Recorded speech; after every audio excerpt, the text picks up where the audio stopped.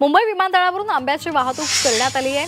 London, Toronto, न्यूयॉर्कमध्ये मुंबई विमानतळावरून हापूस, चौसा, केसर, बदामी, नीलम या आंब्याची निर्यात करण्यात आली आहे। यावर्षी आंब्याच्या निर्यातीमध्ये 9% वाढ झाली आहे।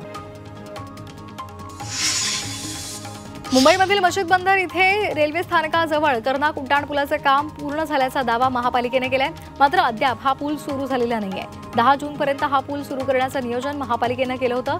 त्यामुळे कर्नाक पूल वाहतुकीसाठी खुला करण्याच्या नागरिक आता प्रतीक्षेत आहेत। मुंबईमधील वर्सोवा घाटकोपर मेट्रोच्या फेऱ्यांमध्ये वाढ झाली आहे। या मार्गिकेवरील प्रवाशांचा वाढता प्रतिसाद लक्षात घेता या मार्गावर अतिरिक्त 8 फेऱ्या प्रवासी सेवेमध्ये दाखल झाल्यात। त्यामुळे दररोज वर्सोवा ते घाटकोपर मेट्रोच्या मार्गावर दर 3 मिनिटांनी मेट्रो धावते।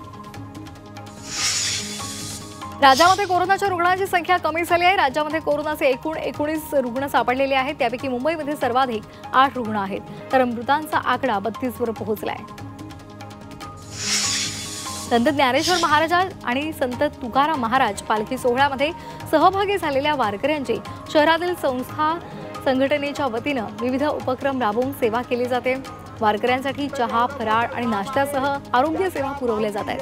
त्याचबरोबर वारकऱ्यांसाठी मोफत आरोग्य तपासणी शिबिरांचंही आयोजन केले जाते। राज्यातील अनेक भागांमध्ये पेरण्यांनी वेग घेतलाय। 20 जून अखेर राज्यामध्ये 33,59,081 हेक्टरवर पेरण्या झालेल्या आहेत। यंदा सर्वाधिक पेरणी लातूरमध्ये झाली आहे।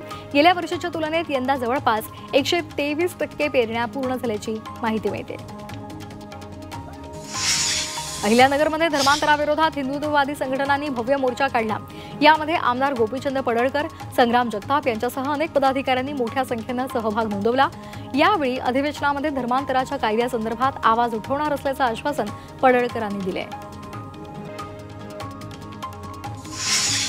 गणेशोत्सवासाठी रेल्वेनं कोकणामध्ये जाणाऱ्यांसाठी 23 जून पासून बुकिंग करता येणार आहे।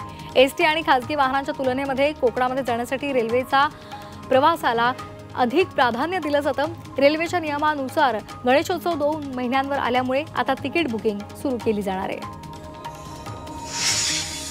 मोटरमंच केबिनमध्ये आता सीसीटीव्हीचा वॉच असेल। मुंब्रा लोकल अपघातानंतर रेल्वे प्रशासनानं फास्ट ट्रॅकवर काम सुरू केलंय। सध्या मध्य रेल्वेच्या 25 लोकल्स आहेत। 50 सीसीटीव्ही यंत्रणा बसवण्यात आल्यात। एका लोकलमध्ये 2 मोटरमन केबिनसाठी अंदाजे 1.24 लाख रुपयांचा खर्च अपेक्षित आहे। मुंबईचा पाणीसाठा 27% पोहोचलेला आहे। मुंबईला पाणी पुरवठा करणाऱ्या 7 तलावांमध्ये 3,88,000 दशलक्ष लिटर पाणीसाठा आहे। गेल्या काही दिवसांमध्ये हा पाणीसाठा 8% आलेला होता। तो आता थेट 27% पोहोचल्यामुळे मुंबईकरांची पाण्याची चिंता मिटली आहे। साताऱ्यामधल्या पाटण तालुक्यामध्ये गोवारे कोडोली या भागामध्ये भला मोठा अजगर आढळलाय। तब्बल 8 फुटांच्या या अजगराला सर्पमित्रांनी पकडलं आणि नैसर्गिक आधारात सोडून दिलं। भाडेवाढ केल्यानंतर गेल्या 2 आठवड्यामध्ये पीएमपीएमएलच्या उत्पादनात वाढ झाली आहे। मात्र सरासरीच्या तुलनेत प्रवासी संख्येमध्ये घट झाली आहे। भाडेवाढी केल्यापासून सरासरी 15,000हून अधिक प्रवासी संख्या कमी झाली आहे। 2 आठवड्यांमध्ये सरासरी 2,11,85,064 रुपये उत्पन्न मिळाले। मुंबईतील कुर्ला भांडूपमध्ये पुढील 4 दिवस दूषित पाणी पुरवठा होण्याची शक्यता आहे। कुर्ला आणि भांडूप भागातील रहिवाशांना पवाई निम्नस्तर जलाशयातून पाणी पुरवठा केला जातोय। या जलपंपाची दुरुस्ती केल्यानं 4 दिवस पाणी उकळून आणि गाळून प्यावं असं आवाहन महापालिकेने केलंय। येवला शहरामध्ये चोरट्यांनी दुकान फोडलेलं आहे।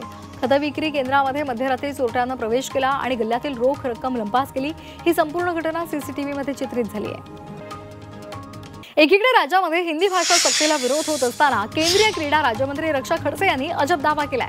हिंदी आपली राष्ट्रभाषा असून ती सर्वांना आलीच पाहिजे असं म्हणत रक्षा खडसे यांनी हिंदी सक्तीचं समर्थन केलंय। हिंदी भाषेला विरोध करून राजकारण करणं चुकीचं असल्याचं सुद्धा त्या म्हणाल्या। समाजवादी पक्षाचे नेते अबू आझमी यांनी परवानगी नसतानाही तुळजापूर मंदिरासमोरून रॅली काढली। विशेष म्हणजे मंदिरासमोर 4 चाकी वाहन नेण्याला बंदी आहे, तरी सुद्धा अबू आझमी आणि स्थानिक नेते देवानंद रोजकरे यांनी अनेक समर्थकांसह मंदिरासमोरूनच बाईक रॅली काढली। यावेळी पोलिसांनी बघ्याची भूमिका घेतली। मराठी भाषा हा मनसेसाठी अस्मितेचा विषय आहे। मनसे मराठीच्या सन्मानासंदर्भात आग्रही आहे। समाजवादी पक्षाच्या अबू आझमी यांनी नाहक राजकारण करू नये असा इशारा मनसेचे नेते यशवंत किल्लेदार यांनी दिलेला आहे। मुंबईमध्ये महाविकास आघाडीमध्ये बिघाडी झाली आहे। मुंबई पालिका निवडणुकात सपा स्वतंत्र लढणार आहे। आमदार अबू आझमी यांनी ही घोषणा केली आहे। उर्वरित जिल्ह्यामध्ये स्थानिकांनी निर्णय घ्यावा असं सुद्धा त्यांनी म्हटलंय। मोदी सरकारला 11 वर्ष पूर्ण झाल्यानं हिंगोली जिल्ह्यामध्ये मेरा भारत या कार्यक्रमाचं आयोजन करण्यात आलंय।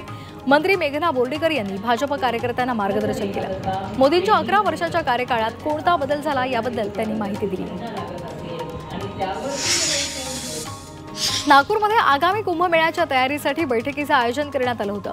नाशिकला प्रमुख शहरांना जोडणाऱ्या महामार्गाचा विकास आणि सुधारणांना प्राधान्य देण्यासंदर्भात जलद करण्यासंदर्भात बैठकीमध्ये चर्चा करण्यात आली।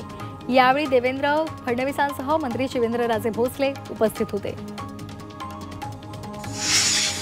नाशिकच्या रामशेज किल्ल्यावर खासदार निलेश लंके यांची गड संवर्धन मोहीम पार पडलेली आहे। मावळा प्रतिष्ठानच्या वतीने मोहिमेचं आयोजन करण्यात आलेलं होतं। राष्ट्रवादीचे प्रदेशाध्यक्ष जयंत पाटील यावेळी उपस्थित होते।